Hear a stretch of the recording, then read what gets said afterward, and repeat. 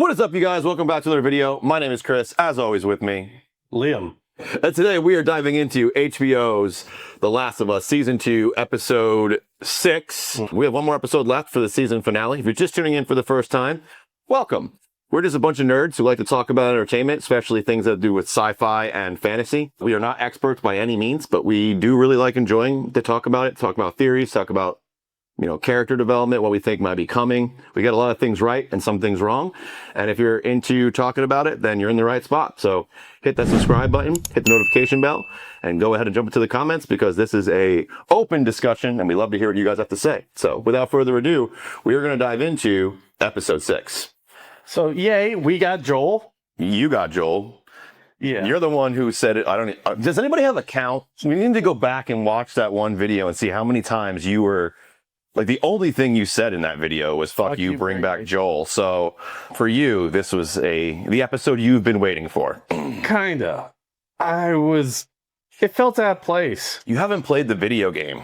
No. Because it's like, okay, first off, not everything in this episode was a play for the video game because a lot of it is like the flashbacks. And in the game, you're like, not everything's a flashback. Like, you learn about Eugene because you're not researching, but searching and like rummaging through things, and you find like letters and different memorabilia from people, and that's how you like learn who people are. The HBO is just doing a really good job of like tying them into the story and giving them life. And so like the whole Eugene story and all of that you don't do that in the game. Like, Finally got to see who Eugene was. Right. But like the museum and like the dinosaur and all of that, like almost word for word what I remember playing in the game. Now, again, I have a TBI and I played the game, 5 years ago, maybe even a little bit longer, like 2020 it came out. So many years ago now. So I remember feeling very nostalgic sitting there being like, I remember this. So those parts I believe would be like identical, but like the parts with Eugene, I don't remember that ever happening in the video game. I just remember learning about him through like I said, like searching through the world. But Pedro Pascal did an amazing job in this episode yet again, showed up just crushing the role. And I thought that it actually helped us push the story forward. But I don't think they should have waited till episode 6 to do this, because there's gaps for us that could have been filled earlier. I don't know if I necessarily agree with how HBO rolled this out, is what I'm trying to say. That's my point that I want to make also, is this could have been easily the first episode. Well, no, I don't agree with that. Maybe second episode? But because what they did was instead of doing things chronologically, they gave us a huge time gap. So there's mystery.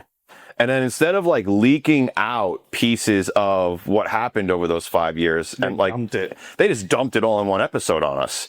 And it was almost like, okay, we're 5 hours into this and now we've got the information and we've only got one episode left. So 1 hour left of this season. And I just feel like that order didn't serve this story or the game or the characters in as well as it could have. That's my biggest gripe right now. But I did enjoy the episode. And again, it felt very nostalgic sitting there on the couch this morning. I watched it an hour ago, right? So sitting on the couch this morning, like just watching it and being like, yeah, I remember this. Like, this was fun. I remember climbing the dinosaur. I remember all that. Yeah. So that was fun. Oh, you actually climbed the dinosaur again? Yeah. Okay. I didn't know that. Yeah. But to me, I thought, because I don't watch the sneak peeks for the next episode intentionally, because I don't want any of that stuff to ruin anything for me. Is there anyone else like me that refuses to watch sneak peeks, or am I the only one? Let me know in the comments. I think you might be you're a unicorn on this one, brother, because in my very limited opinion, everyone's got an a-hole like they've got an opinion, right? So I just believe that like a sneak peek or a teaser trailer or something along those lines is designed to give you just enough mystery, just enough excitement, just enough curiosity to draw you in and make you start wanting to piece things together. But it doesn't give you enough to be like, oh, that's going to happen. In my opinion, sometimes they are really bad at it, like too hard on Disney and all them, but they a lot of times will put things into their freaking trailers that don't even show up in the freaking show, which is very upsetting. But like, for the most part, let me know. We'd love to hear you guys' opinions. Again, full discussion. And you'll notice if you follow us, we often don't agree on things. That's why the discussions work so well. But I think that trailers and sneak peeks are perfect because they don't give away too much and they give you just enough curiosity and excitement to want to keep going. Let us know.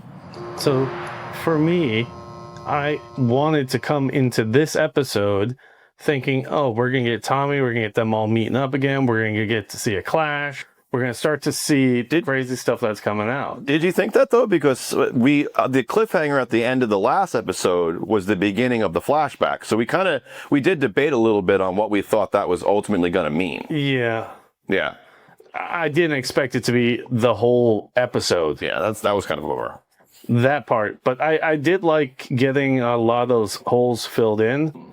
Got to see the man who was a former cop, a bartender right now, series in the flashbacks, the one that got mad at Ellie for the whole kiss with Dina. Yeah. Ultimately helped them though before they left too. Yes. Yes. He did. He made up for a lot of what he did and showed that he's willing to learn from his mistakes and grow. Yep. You were talking about how you liked to see that the gaps were being filled and you got more of the backstory for that cop. Yes. I think that, like, again, the order in which HBO dropped it and how they kind of rushed this into one episode is my only gripe. But getting to the backstories and getting more of the memories and getting more of these character development, I liked. Learning how Joel kind of established himself in this community. Even 2 months in, some people are still strangers to him, even though he's like collecting different things for him, the Legos that he ultimately gets, which is kind of in my opinion, a nod to the game. Like a lot of their scavenging and rummaging and the things that you're doing, running around looking for different parts and things that you can use to upgrade your gun and whatever else you're trying to do. So it's like a hint to that, right? He's out there obviously scavenging for things. And the Legos is how he got the birthday cake, right? Yeah, the first time. Well, no, not the birthday cake. Is it? Was that the guitar? No, he traded it for a bone and something else, but it wasn't a birthday cake. I thought it was a cake because of the ingredients, because they were intentionally vague when they were talking about it at first. Maybe it was the cake then. Let us know in the comments. Because one of the things he asked for was the bone, and he used that to repair the guitar. Yeah. Which, maybe it was the cake now that you're bringing it up. The cake could have been that other thing. I think it was the cake. Yeah, okay. Because they even made fun of how that former cop guy, can't remember his name, but was really bad with remembering what to put on the cake. Okay. Yeah, I'm trying to, my brain is just going blank on that for a night. It's just like, I thought for some reason it was something else, but yeah, it makes sense. And I think he originally did that maybe because he didn't like her at first. Maybe it was intentional. I don't know. Or maybe he did not have a reason yet. I was going to say, he didn't have a reason yet. No. She was just a little girl that's in town. He hadn't seen her show her lesbian ways yet and get uncomfortable and want to say something about it. Because Joel doesn't even know she's gay at this point. For the 16th birthday. It's the next birthday that he walks in and finds out. And he's like, all of it at once? You're right. You're right. Yeah. This is why we talk about these things, is so we're piecing these things together. We're just talking out loud and seeing what happens to stick and what theories we like. So having fun with that. But I really enjoyed the one birthday, was it 17, when she got the tattoo, hooking up with the girl, smoking weed. Yeah. And he's like, you're combining all the misfit childhood stuff into one day or something like that. I thought that was amusing. The space stuff was really cool. The dinosaurs were cool. I like the fact that he had to throw the little jab in there. Oh, someone must have greased this. He had been playing that for quite some time. But the thing that pissed me off the most about this episode, because there's always something, right? For you, yeah. Was the fact where she's like, I don't think I can ever forgive you for this, but I want to try. Yeah. And I'm curious why that rubbed because he's fucking dead. Well, so I know it's a flashback, but we get to see this after he's dead. Like the very next morning he dies. Yeah. Yeah. So that weight of finally coming to not a place of peace, but like a place of understanding and moving towards peace with Joel gets taken from her the very next day. Yes. And I think that goes a lot to showing the rage that she had with that one, medic that I was calling her last episode that I know you're talking about, yeah. Yeah. The one that she beat the crap out of. I believe her name is Moira. So we had 3 birthdays, but we finally got to see who Eugene was, and he was Cypher from Matrix, Yeah. right? Yeah, he's been in so many good stuff. Sopranos for a long time, Matrix. But yeah, phenomenal actor. And just the short little role that he had, like just the emotions he conveyed from being bit and wanting to see his wife and the little quiver in it. Yeah, a little quiver he had in his chin because he was so afraid. Like all of it, amazing. Like that was a really good little short performance that he had. But he is frozen in time for me for the ignorance is bliss conversation from the Matrix. So yeah.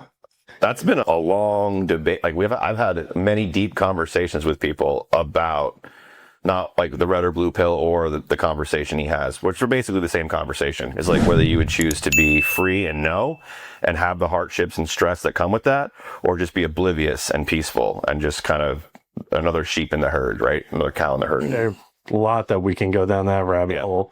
But the way that he lied to Ellie. In which time? With Eugene. Yeah, that was the tell that let her know that he had been lying all along, because he, straight-faced, without emotion, can just lie to her without, like, yeah. The one thing that I do love about this series, and honestly, this is the biggest piece that's keeping me here aside from these episodes, is the little subtle hints that they put in. Like, she didn't start questioning the things about Joel until she was reminded when she saw all the fireflies. I love those little nods that they throw in there, the super subtle stuff. Yeah. And I like finding it because to me, that's like the puzzle right there. Those are the real Easter eggs, right? Yeah. The little subtle hints that really bring the story together. They had the hard talk of killing all the raiders and all the things. She got to ask all the hard questions she wanted right before she said that she was willing to forgive him and all that. Yeah. And so she got a whole lot of emotions dumped on her. She mentions to Joel that she knew all along that he was lying. In the back of her mind, in her heart, like she knew that he was not telling the truth.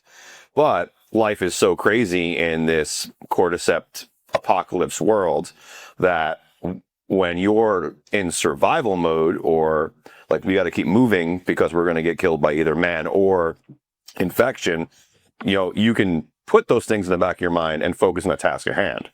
The thing that's happening that we're seeing in real time is year after year, now that she's in a comfortable place, survival is no longer the priority. Now she's even starting to thrive, right? She's got relationships, she feels comfortable, she's got food every day, she's got a one place to sleep. The basic things are covered. Now the next thing that would need to be handled in society would be money, but because it's post-apocalyptic, there is no need for that. So now she has no real cares. So now what happens when a person's needs are met, they have no real cares, and they're actually pretty happy? They start to think. They start to go inside. They start to wonder. They start to pull apart the things that they normally wouldn't have time to, or just would push away from. And that's what you're seeing in real time year after year, is she's getting reminded, and now she can think. She's getting reminded, and now she's questioning. And the more time that goes on, the more comfortable she gets, the more she wants to confront. This becomes an actual problem, and she wants to confront it. I think that's really cool to see. Joel's growth. Because we got to, it opened up with a flashback of him as a kid and taking the blame for Tommy, right? So we got to see how hardline his father was and how rigid he was about his beliefs. There was no gray area for that stuff. And that was a time period where we all would have gotten the belt, right? Yeah, we grew up. We were kids during that, so yes. Yes. Yeah. It was 1983, the year I was born. I wasn't born yet, but no. I grew up in the 90s, and you were still a lot of spanky kids. Yes. But we got to see his interaction with Ellie from like personal development side, where he's like, oh, maybe I don't want to be as much like my father. Yeah. And later on, when they're having that conversation on the porch with the whole hard conversation, he says something along the lines of, I hope if you ever have a kid of your own, you do just a little bit better than me. Yeah, you like basically reflected his father's sentiment to him. Yeah. That was really cool. Which makes like that whole opening scene made a lot more sense then, right? Yes. And this ties us into the whole she's going to raise the kid with Dina thing. Right. Well, it ties into how she would approach that. She now has the same sentiment that Joel had. Yeah. So now that thought is in her mind. So if and when she ever has the opportunity to have a kid, she will have that thought in her mind. I think that was why she had that little breakdown with Dina where she saw all the dead bodies below the mural on the wall, the graffiti. And she's like, what am I doing? I think that shaded in the light of why she came to that realization. What am I doing? Because she reflected upon Joel. I think it has weight on it for sure. Yeah, it has weight. She also like really cares about Dina, like is in love with her, and so wants to save her and make sure that she never gets hurt because she's not immune. She can get bit and get turned. Yeah. Was that the first time she did the self-mutilation to cover up a bite? No. Well, no. So like way back when for the HBO series, as far as I know, yes. Okay. Yeah. That's all I would go by, or know to go by. Let me know if I'm incorrect, as always. But if I remember correctly, that's the first time she really actually needs to be. That's the first time she's around people long enough that it bothers her, where she wants to actually like cover it up so she can seem normal. The whole short sleeve, right? Yeah. So it's like wear short sleeves because if you, like I mentioned earlier, before that they're like in survival mode, right? So they're wearing long sleeves, they're wearing the jackets, they're wearing protective gear, not only from the elements, but if they get bit, like they can use that. So it's not until she's in Jackson and she's comfortable and hanging out with other kids and having like a regular life that she'd actually want to be able to do these things. And so she burns herself in the kitchen. Yes. So she burned herself to cover up the scar from the bite. Then she tattoos herself to cover up the scar that she put from burning herself to cover up the bite. And we got this weird conversation about a moth and Death, yes. I'm not quite following that part. Like, why is that so important? Is this moth thing more important than I realize, or what? Well, I mean, it's very symbolic for the story. But other than that, I don't want to like give too much away. But yeah, I mean, it's just symbolic for her. But they haven't told us in the show yet, right? We just found out for the first time that it means something to her. Okay, that's what I'm asking. And is that a big piece of the game as well? A big piece? No, it's a big piece of her character, though. I wouldn't say is a moth going to be as important as like the word firefly? No, but it is a big part of like her beliefs and like what she has. She has one tattooed on her. Yeah. So she got when she was fooling around with the 19-year-old when she was 17. Yeah, and then she even hints to it in an earlier episode. She was like, "Yeah, I screwed around her, but things are over." She left her mark. Right? It wasn't like an emotional mark. It was the tattoo she was talking about. Like that chick had tattooed her. When it comes to the moth stuff, she's drawn to it like a moth to a flame, like obviously cliche, but because it is symbolism of death. And then also she's trying to derive, now that she knows that her current purpose was she could cure people, that no longer exists. So she's trying to refine purpose. Right? So it's growth for the character. Yeah, she mentioned how selfish she was, and he's like, yeah, but I did it out of love, and a love that only if a parent can understand. And then that whole speech that we talked about unfolds. Towards the very, very end, we get current time, and she's just marching towards something. She's back in Seattle and out of the sub basement of the hospital and moving towards what seems to be a movie theater or some sort of theater, looked like to me. So without any other game advantages, we'll leave it at that. So I'm curious if your theory is going to be correct. The whole spores being all over her from her beating the crap out of the other woman, the medic, right? So, who you mentioned was Moira? Moira. Okay. Let us know if that's right, because I know they're going to beat you up because you don't remember anybody's names anyway. So you might as well just call her the bald-headed chick. Headed chick? Yeah. Okay. That was the most defining feature of her. She had no hair. I mean, how many women in the show have no hair? True. That's like pretty defining feature. I just called her the medic. Yeah. The spores are what you're talking about. Yes. I'm curious to know whether the spores are actually going to come into play in the last and final episode. Let us know. I like people sharing their thoughts in the comments as well, even if they don't agree with me, especially if they don't agree with me, because that's interesting, different points of view. Yes. This episode, it was a lot of flashback, right? So a lot of filler. We definitely started all the way back in time with Joel and Tommy, seeing that Joel's had this savior complex for a very long time. And then, jump back and we get to see, how the relationship with him and Ellie escalated up, like the roller coaster that was their relationship over those years and the different things that have happened. I'm not going to obviously repeat it all because then we're just going back into it. But ultimately then filling in a lot of the gaps of why certain people were mad, like Catherine O'Hara's character, the therapist, is mad because her husband Eugene got killed by Joel, which Joel lied about, and then Ellie confesses about because Ellie's mad at Joel, and like this whole triangle, different thing is happening. But then we get all of that to lead up to why Ellie is so enraged and so on a path of vengeance to go find Abby still. But that jump in time between when Abby was beating on Moira in the sub-basement and now in the streets of Seattle again, though that time gap has to be filled in. And how does she get out? And what's the deal with the spores now? We need to know those things. Yeah, that's what the season finale is just going to be. I was hoping the season finale was going to be something else that you fight in the game that happens to be below ground.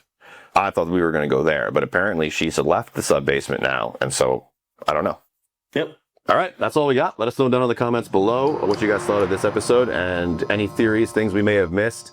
Definitely want to hear from you guys, so let us know. If you enjoyed this video, hit that like button for us. If you're not already subscribed, go ahead and do so. Hit the notification bell, turn to all. We drop multiple episodes a week. We just picked up Murderbot, which absolutely loving that on Apple TV, and it's only going to get better from there. We've had a couple people who've read the books, reaching out to us and chatting with us about it, and it sounds like we're about to have a lot of fun, so very excited. And we're also still reviewing Handmaid's Tale. We have 2 more episodes of that too, so if you're interested in any of that, playlists will be in the description below, as well as start popping up next to my head here right now. So go ahead and check them out. There'll be a couple right here, and then one above my head that YouTube says you probably like. So we'll see you on the next video. Peace. Find the strength hiding in each battle scar. You're not who you were, you've already come far.